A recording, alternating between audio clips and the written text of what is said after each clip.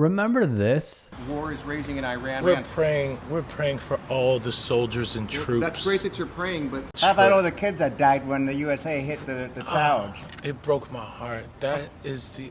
In what ways have you grown closer to Jesus? I serve a righteous God. And that is why we say our prayers. We are all his children. But when I say children, I mean like the holy, blessed Trinity, which is why I hold the Bible. But we serve a just God. And I rest easy in knowing that he's sovereign, but he's just. And so let the Lord handle that. We have to protect all men in America, especially all white men in America. Those are the boys that we care about in this country. America is built on their backs.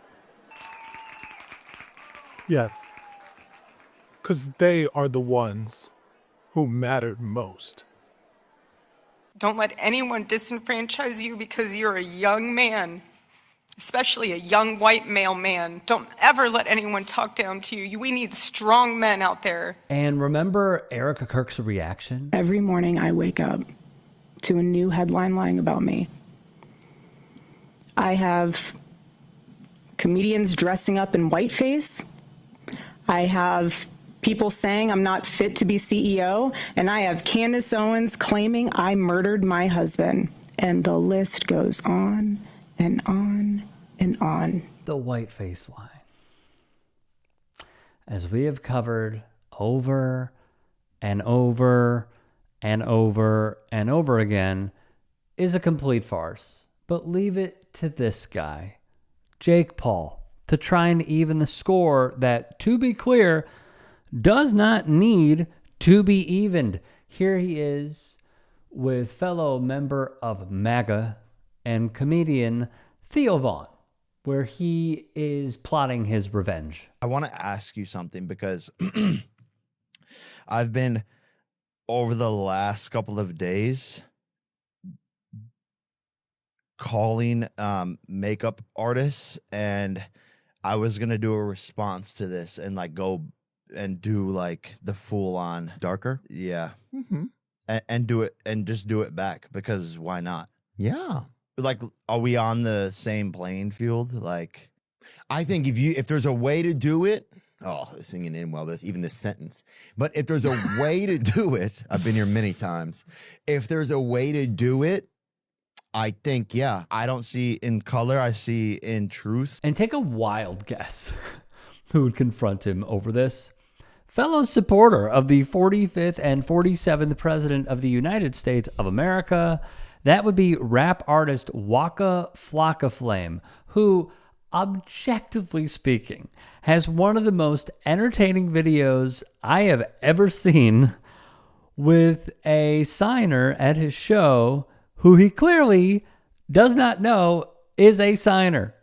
But I digress. Waka Flocka, for some reason, was on Clavicular's Kickstream, and this is how it went. I don't think it's disrespectful. I think it's funny. Hold on. I want to educate you, bro, because y'all ever some shit you making jokes about? Bro, folks' grandmama experienced that torture in it. You know what I'm saying, bro? So ain't nobody experienced torture with no white face, but a black face? You're a more serious guy? I have to pause here. Look, I have a lot of critiques. Okay, of Waka Flocka. I have critiques of anybody who would align with a fascist. I have critiques of someone who would headline a MAGA festival. But imagine trying to educate someone on this very topic, like a Jake Paul, where it is layered.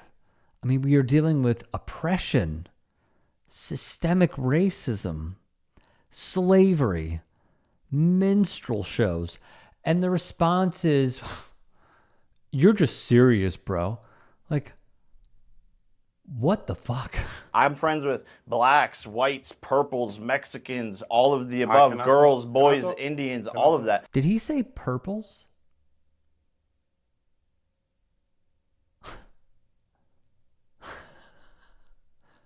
Who is purple? You might get a black and blue and it's purple, but What exactly does he mean by purples? Purple is not a skin color. And what Paul is tapping into is two things. Okay. The first is this. And so colorblindness fundamentally misses the mark by erasing something that's important to people's self-identity and people's self-love. And that's not the way to navigate through relationships. It's not the way to navigate through building community, but rather seeing me more fully and understanding the lens through which I see the world, or at least making an attempt to do that, is what matters to me. In addition, I would like to point Jake Paul to Stop Race-Based Hate, which printed a 2004 study found that when people felt the threat of appearing racist, they often overcompensate by sharing about perceived non-racist actions, such as having an ex-friend or liking food from a certain culture. But it's a myth that proximity to blackness immunizes white people from doing racist things. They continue, it's also important to note there are degrees of racism. While having a black friend could mean you are less racist than someone who would never have a black friend, it still doesn't automatically mean you're not racist, that you're not participating in or upholding racist systems, or that you are allowed to say whatever you want about or to black people. And of course, here is the kicker at the very end of this for someone like Jake Paul spewing bullshit like this. Basically, if you or someone ever says they aren't racist because they know someone who is X ethnic group, that person needs to understand that statement is not the free pass they think it is, because that is exactly what he was trying to do. He was trying to get a free pass, and he really thought that Waka Flocka would go with it. And when he didn't, that is when he tried really spinning the entire conversation, gaslighting Waka Flocka in a flame to say, you know what the problem is? You're just too serious. More from the exchange. How am I serious? You don't even know me. Would have been funny for you, bro. I swear to God, bro. Jake Paul, bro, you got a good brand, nigga. That blackface shit kind of fuck. Any nigga that black, bro, excuse me, saying nigga that, I talk to my people. Any nigga that say you, any black person that tell you, if they see him tell you, nah, bro, that's a joke. They lame as fuck, and that's what we call, bro, you're lying, bro. You selling, you know that shit ain't funny. All right, y'all. I love it. I got to keep us moving. They rushed this conversation to its conclusion. Prior to reaching that point, this went down. Well, no, what's the issue? If Druski, first of all, comedy should be allowed in the world, right? Do you believe in that? Do you believe in comedy? Oh, 100%. Okay. So, but that's an oxymoron, and that's a footy of mine. You said comedy should be accepted because that blackface shit is not comedy. It's disrespectful to the culture of people that got dark skin. So do you think whiteface is disrespectful? It's a double standard. Everyone should be able to make fun of everyone. I just like to have conversations that challenge the mind. But a blackface would... Yeah, but I think... But again, we can go into like all of this. Like, people are oppressed, different, races, all of this stuff. There's a lot here, okay? The first is this total cop-out of, I just like to have conversations that change the mind. My dude, you had a podcast. Well, when you did, you hosted Pauly D, Aiden Ross, Patrick Bet-David, Bert Kreischer, Jorge Masvidal, the Nelk Boys, Dwight Howard, to name a few. I mean, stop the BS. The second is that he would refer to friends that he has that are non-white and downplaying Waka Flocka, trying to teach him with being serious, basically knocking the rapper down a few pegs because he didn't go along with Jake Paul's entire shtick, which, to be clear, no one should. Jake Paul, MAGA, yeah. Theo Von, MAGA. Joe Rogan, MAGA. Yeah. We spoke on Theo Von last week. Let's speak on Jake Paul. And let's speak on all you white people that's trying to tell me keep the same energy when we start doing blackface. Man, just go ahead and handle your business, man. Yeah. We don't give a fuck. Yeah. Been here, done that, immune to it, numb to it, molded by it. Yes. Niggas don't give a fuck. Yeah. First of all, you niggas aren't funny. Not at all. See, here's the thing about Druski. Funny. You just looking for a reason to be disrespectful. Still not landing. Didn't Jake Paul come out and do the little Druski thing?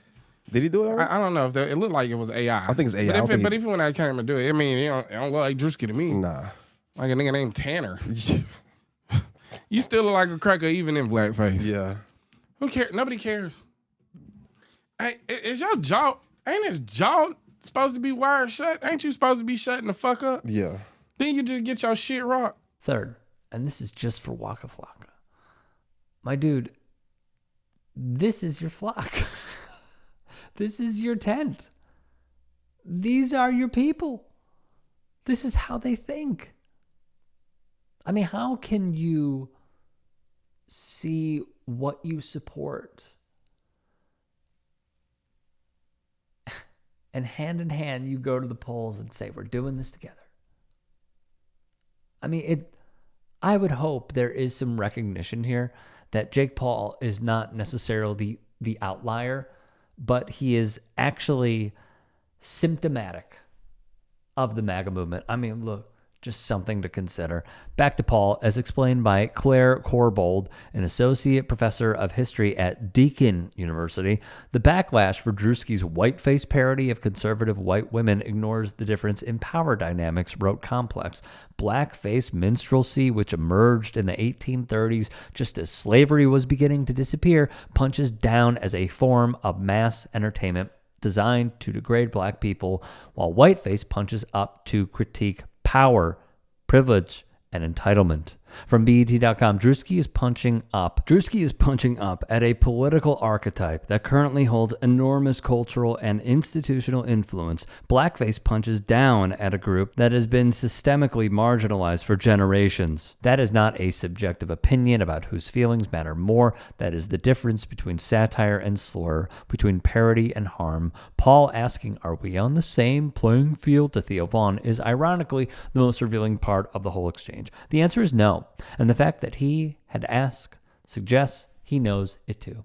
As we sign off, please, if you can, become a YouTube channel member to keep this channel afloat. Head to the link in the description box to head to, for example, Buy Me a Coffee, where you can support this channel for the price of a cup of coffee a month. I appreciate your support. I'll see you tomorrow.